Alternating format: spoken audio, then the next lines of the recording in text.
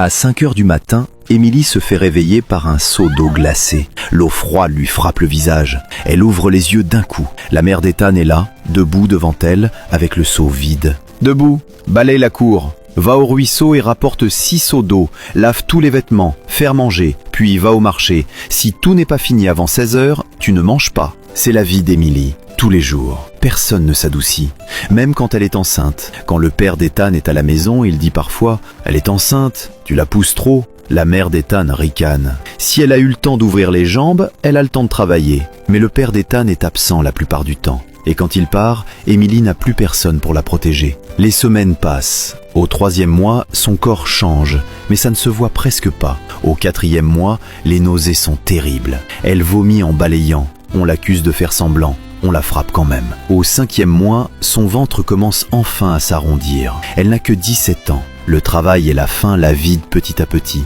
Au 8e mois, son ventre est énorme et lourd. Son dos la fait souffrir tous les jours. Elle marche comme si elle traînait son propre corps. Puis un matin, Ethan revient.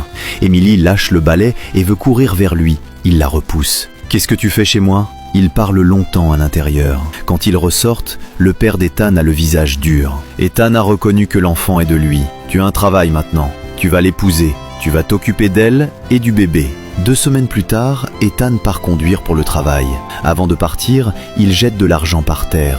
Il ne dit rien. Il ne la touche pas. Il ne la regarde pas. Il s'en fiche du bébé dans son ventre. Le lendemain, tout bascule. Émilie a si mal au ventre qu'elle ne peut presque plus bouger. Mais la mère d'Ethan débarque parce que le repas n'est pas prêt. Elle frappe encore et encore avec un balai, prème sur son ventre de femme enceinte. Émilie sent quelque chose de chaud couler le long de ses jambes. Puis tout devient noir. Quand elle se réveille, elle est à l'hôpital. Une infirmière lui dit « On a dû faire une césarienne en urgence. Votre bébé est né prématuré, à 8 mois. Il est en couveuse. C'est une fille. » Émilie tremble en pleurant. Derrière la vitre, elle voit ce bébé minuscule. Son cœur se déchire et pourtant, il se recoue en même temps. Elle murmure « Tu t'appelles Lily, je te protégerai. » 3 semaines plus tard, Émilie rentre avec Lily chez le père d'Ethan.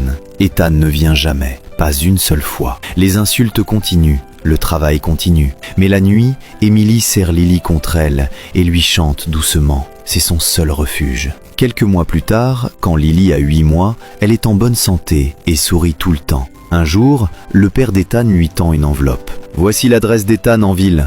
Va le voir. Il doit voir sa fille. » Quand Émilie se tient devant cette porte en ville, une pensée la frappe. J'aurais préféré ne jamais venir.